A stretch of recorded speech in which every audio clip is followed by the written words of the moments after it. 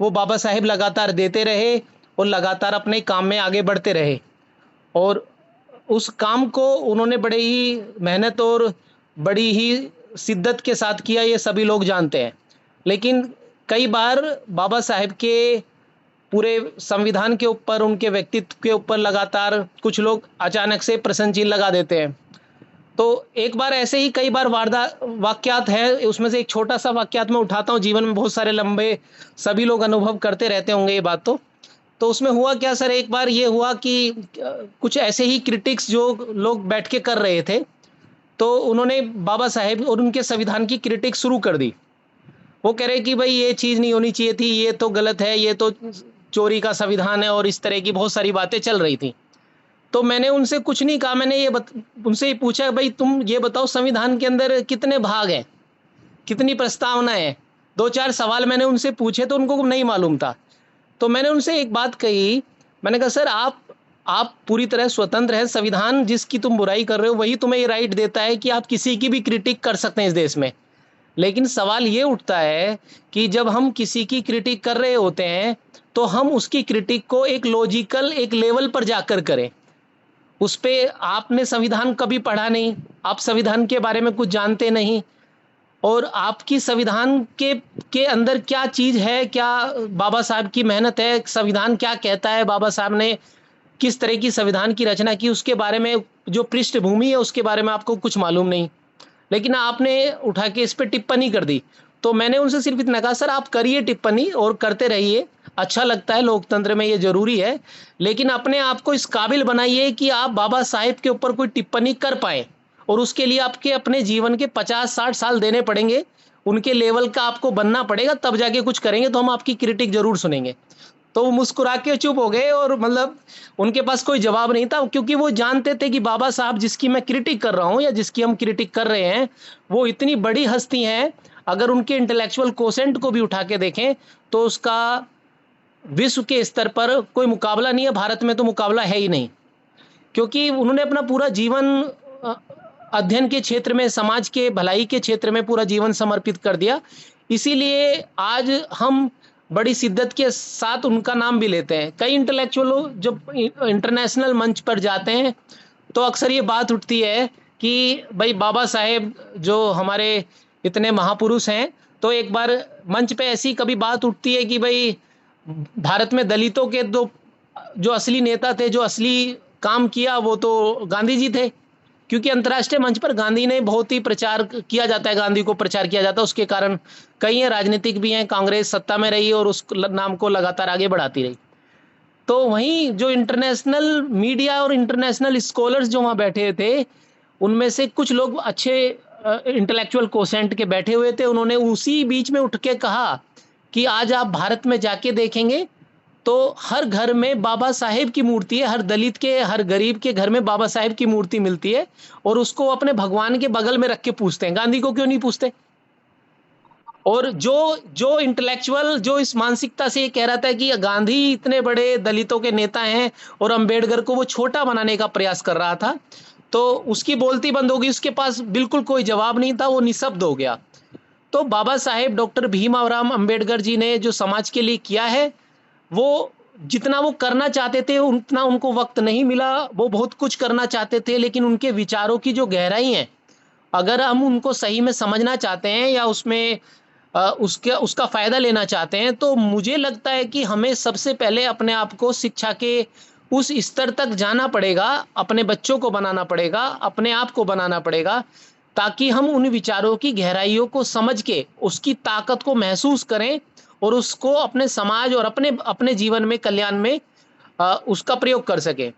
बातें इतनी गहरी हैं संविधान में, या संविधान की जो व्याख्या है, इंटरप्रिटेशन है, उसमें लोग पीएचडी कर लेते हैं, फिर भी कुछ ना कुछ रह जाता है। और बहुत बड़े-बड़े स्कॉलर्स हैं, वो लगातार उसको उसकी नई-नई व्याख्या निकालने में लगे रहते हैं।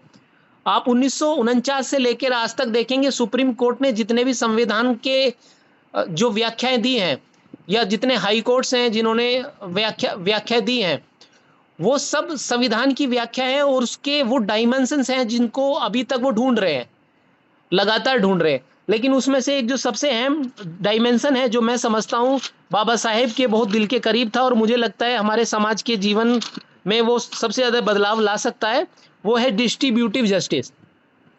कुछ लोग के लिए शब्द नया हो सकता है। डिस्ट्रीब्यूटिव जस्टिस का सीधा सा मतलब होता है कि अगर हम राजनीतिक न्याय की बात करते हैं तो राजनीतिक न्याय का सभी लोग जानते हैं कि राजनीतिक रूप से सभी को अवसर की समानता मिल जाए और एक वोट एक सबके लिए एक वोट का अधिकार मिल जाए, लोकतंत्र की स्थापना हो जाए और रूल ऑफ लॉ की स्थापना हो जाए। ये सारी बातें जो हैं, अगर ये सारी आपको मिल रही हैं तो ये पॉलिटिकल जस्टिस के रूप में आ जाता है।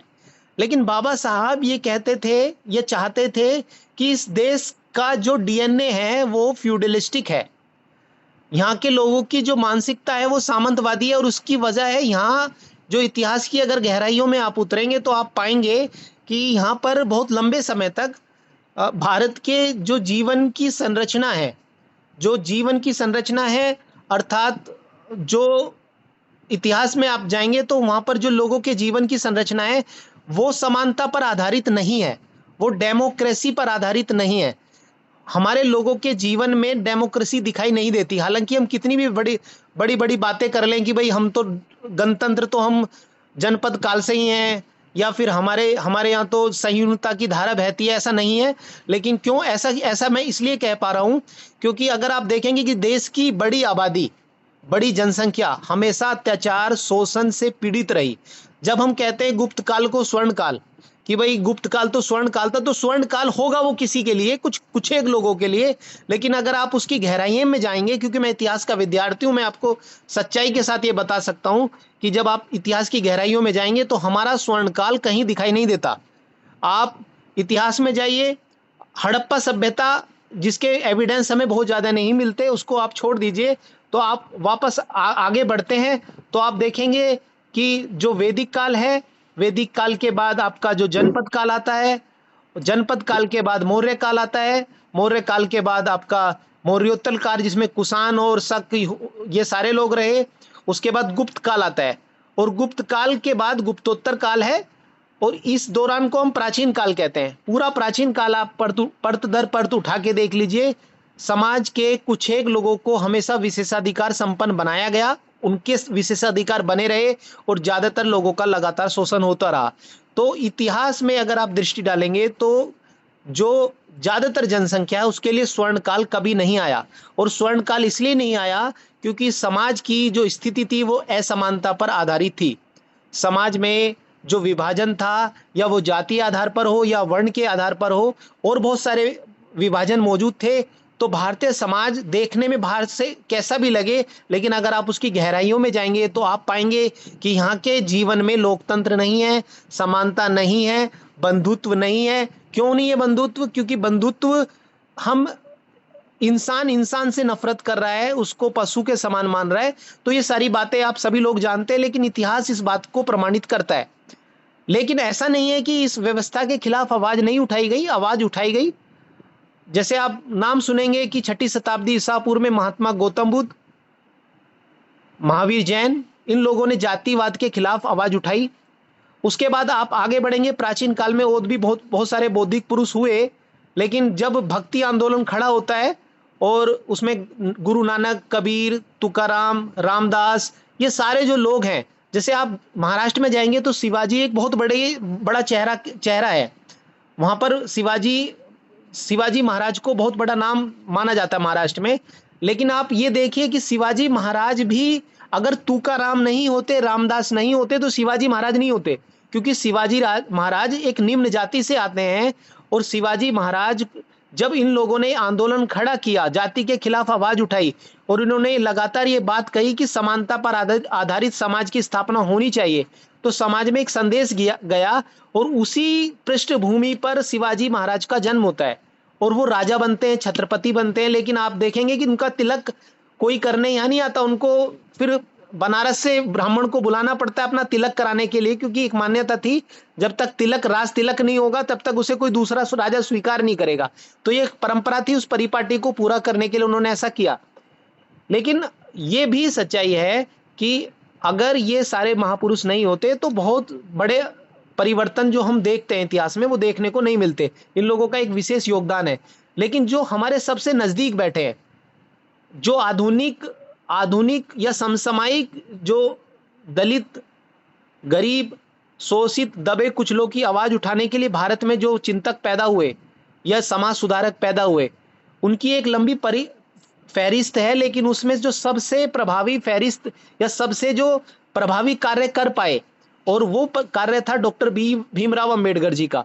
क्योंकि वो कहते थे कि हमें हर मोर्चे पे लड़ाई लड़नी है, हमें शिक्षा, अपने समाज को शिक्षित करना है, हमें अपने समाज को मजबूत करना है। और वो समाधान गांधी वाला नहीं चाहते थे। गांधी कहते थे कि दिल हृदय परिवर्तन होगा तो सब कुछ ठीक हो जाएगा, तो मैं सब एक दिन हृदय परिवर्तन हो जाएगा और सब कुछ ठीक हो जाएगा। लेकिन बाबा साहेब डॉक्टर अंबेडकर ने कह दिया कि हृदय परिवर्तन जैसी बातों में मेरा कोई विश्वास नहीं है, क्योंकि तुम लोगों का अगर हृदय परिवर्तन होना होता तो 2500 साल पहले हो गया होता।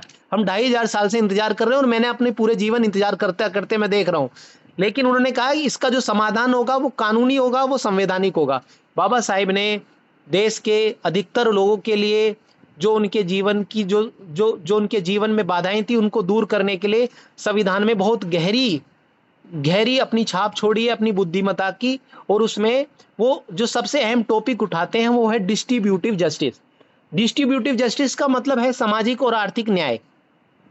सामाजिक और आर्थिक न्याय का सीधा सीधा मतलब है कि आप राजनीतिक रूप से अगर समान हो भी गए, तो जो सामाजिक रूप से, जो मानसिक रूप से लोगों के दिमाग में जो असमानता ऐतिहासिक रूप से मौजूद है, और जो आर्थिक रूप से कुछ लोग विशेषाधिकार संपन्न हैं, वर्चस्वशाली है, और कुछ लोग नहीं है, कुछ लोगों के पास संसाधन नहीं है, उनको संसाधन से दूर रखा गया है और हजारों वर्षों तक रखा गया है। तो ये जो असमानता की खाई बन गई है वो इतनी गहरी है, जब तक ये नहीं पाटी जाएगी, जब तक डिस्ट्रीब्यूटिव जस्टिस नहीं मिलेगा, जब तक राजनीतिक न्याय का कोई भी मतलब नहीं रह जाता। तो बाबा साहेब डॉक्टर भीमराव अंबेडकर जो सबसे बड़ी लड़ाई लड़ना चाहते थे वो सामाजिक और आर्थिक न्याय की थी, डिस्ट्रीब्यूटिव जस्टिस की थी। और उनको पूरी दुनिया में जॉन रॉल्स के बाद, जो न्याय के बहुत बड़े विचारक हैं, राजनीतिक चिंतक हैं, उसके बाद बाबा साहेब डॉक्टर भीमराव अंबेडकर को सबसे बड़ा प्रोद्धा माना जाता है डिस्ट्रीब्यूटिव जस्टिस का। लेकिन ये हमारा दुर्भाग्य है कि बाबा साहेब डॉक्टर भीमराव अंबेडकर इस लड़ाई को लड़ते लड़ते हमारे बीच से चले गए। बहुत योगदान वो और भी समाज को देते, समाज के लिए उनके और बहुत सारे प्रोग्राम थे, और समाज को वो बहुत सारी हर स्तर पर अपनी लड़ाई को आगे मजबूत करते, समाज को उसका लाभ होता। लेकिन वो हमारे बीच नहीं रहे, और ये हमारे दुर्भाग्य है कि वो बहुत लंबे समय तक हमारे बीच नहीं रह पाए, और वो बहुत मतलब ज़्यादा अपनी आयु को की बहुत बड़ी अवस्था को तक नहीं पहुंच पाए और हमारे बीच से चले गए। तो वो जो सामाजिक न्याय की जो लड़ाई है, जो डिस्ट्रीब्यूटिव जस्टिस की लड़ाई है, वो आज भी जारी है। बाबा साहेब की जो अधूरी लड़ाई है, उसका भार, उनके जो सपने भी हैं और उनकी जो मनसा भी थी, जो उनके दिल के सबसे करीब था, वो डिस्ट्रीब्यूटिव जस्टिस ही था।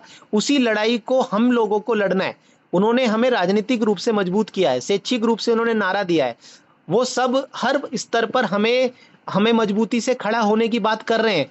लेकिन हम ये जानते हैं कि जब तक हम उनके बताए उन सारे विचारों को गहनता से इस्तेमाल नहीं करेंगे। अब जैसे मैं एक छोटी सी बात, अभी बैरवा साहब बोल रहे थे, उनको बहुत बहुत साधुवाद। उन्होंने एक बड़ी लड़ाई कुछ बच्चियों के लिए जो शिक्षक थी और उनको इस तरह से कर दिया गया था, उनकी जीत थी, उनके लिए बहुत बहुत साधुवाद। लेकिन अब सवाल ये उठता है कि कितने समाज में इतने लोग हैं जो पूरे संविधान की व्याख्या को नए तौर पे करके पूरे पूरे सुप्रीम कोर्ट और हाई कोर्ट को हिला के रख दे। आप देखेंगे जितने भी होते हैं वो बहुत मतलब गिने चुने फिंगर्स पे होते हैं, हमारी उंगलियों पे होते हैं। हमारे पास बहुत ज्यादा इंटेलेक्चुअल्स नहीं होते।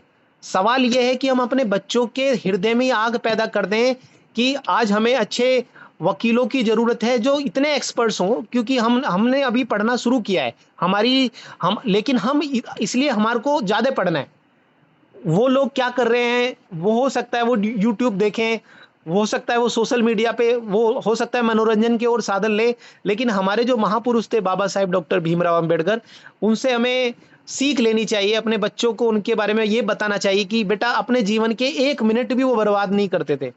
वो हमें अपनी बेटियों को ये बताना चाहिए कि उनके जीवन में जो उद्धार के लिए बाबा साहेब ने पूरा जीवन कुर्बान किया है, और हमें उनके अंदर ये आग पैदा करनी चाहिए।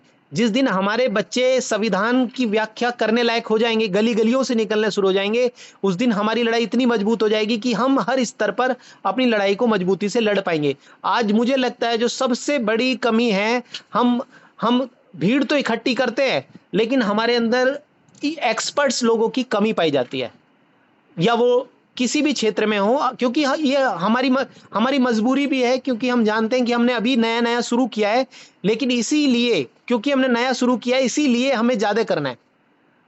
हमें जितना जल्दी हो सकता है उन लोगों के बराबर जाके खड़े हो जाना है।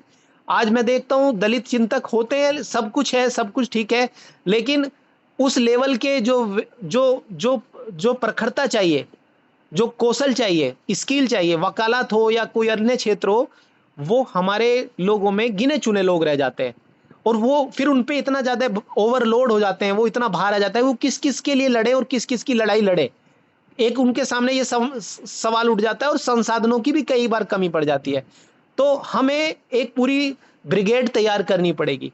अपने बच्चों से पैदा हो सकता है, शिक्षा के जरिए हो सकता है, और शिक्षक ही इस कार्य को शिक्षा के जरिए ही पूरा किया जा सकता है। तो मुझे लगता है कि हम अगर कुछ कर सकते हैं तो सिर्फ ये कर सकते हैं कि हम अपनी नई पीढ़ी में बाबा साहब के विचारों को पहुंचाएं, उन विचारों से आग पैदा करें, और वो शिक्षा के जरिए हो सकता है। और जिस दिन हमने शिक्षा से अपनी ताकत को पैदा कर दिया, जगा लिया, उस दिन इस लड़ाई को, इस डिस्ट्रीब्यूटिव जस्टिस की लड़ाई को हम जीत जाएंगे, और मजबूती से हम खड़े हो जाएंगे। हम किसी भी चीज में पीछे नहीं है। हमारा संगठन बिखर इसलिए रहा है, उसमें भी यही वजह है कि हम आज भी उस षड्यंत्र को नहीं समझ पाते हैं, उस गहराई को नहीं समझ पाते हैं। और जब तक आपका इंटेलेक्चुअल कोसेंट हाई नहीं होगा, एक लेवल पर नहीं जाएगा, तो आप छोटे छोटे निहित स्वार्थों में फंसकर अपना नुकसान कर लेंगे और अपने समाज का नुकसान कर लेंगे। तो हमें इन चीजों से ऊपर आना है, और इसके लिए आवश्यक है कि हम अपने आप को शैक्षिक रूप से तैयार करें, मजबूत करें। और क्योंकि मैं उसी क्षेत्र से बिलोंग करता हूं, इसलिए मैं, आदमी जिस क्षेत्र से बिलोंग करता है तो उस तरह की ही बातें करता है। तो ये मेरी जो बातें हैं वो बायस भी आपको लग सकती हैं, लेकिन ये बायस है, लेकिन समाज में हित में काम आएंगी। इन्हीं शब्दों के साथ मैं अपनी बात को समाप्त करता हूं। जय भीम, धन्यवाद। बहुत सुंदर रोहित कुमार आजाद जी, बहुत सुंदर